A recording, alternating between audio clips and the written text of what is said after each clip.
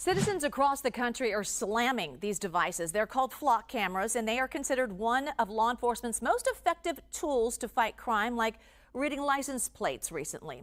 Now, concerns over misuse are leading to officers being kicked off the job, raising questions about who has access to all of this data it collects.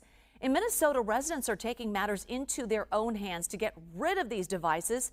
Police say 8 of the cameras around the city have been sawed off and even stolen. And in Michigan, Democratic lawmakers are calling on the Michigan Department of Transportation to end all contracts that allow federal access to install surveillance technology on state property, and that includes flock cameras. So the company 404 Media says cities are ditching flock and they're replacing it with Axon license plate readers. So Joseph Cox is the co-founder of 404 Media. He joins us now with more on this. Joseph, what can you tell us about these license plate readers? So flock license plate readers, they are usually on a stationary pole and they constantly record the license plate, the color, the brand, the model of every vehicle that drives past them. Now, this is not vehicles that are suspected of being linked to a crime. It is literally every vehicle that goes past these cameras. Then with that data, law enforcement is able to search through that information, usually without a warrant. And that's one of the main reasons that people and communities around the country are, so passionate about this. So what makes the Axon cameras different from these flock cameras?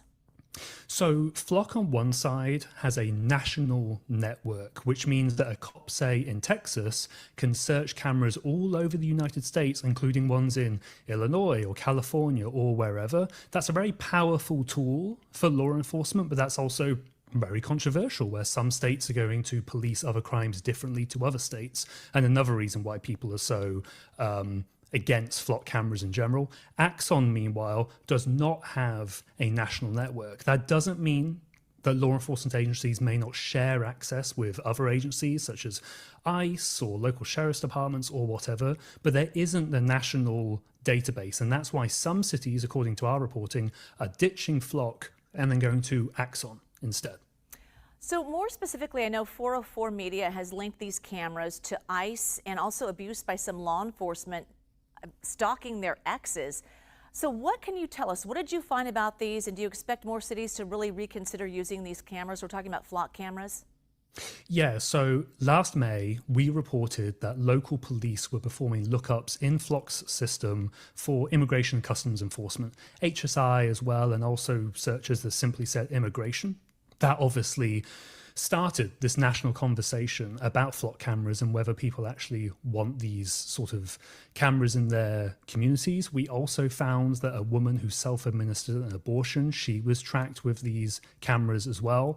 And there is this national conversation, as I said. There are city council meetings nearly every day or every week where communities are saying, do we actually want these or not? And in some cases, cities do agree to keep the cameras. In some cases, they decide to switch to Axon. In other cases, they say, we don't want to have these sorts of cameras at all, and they get rid of them entirely.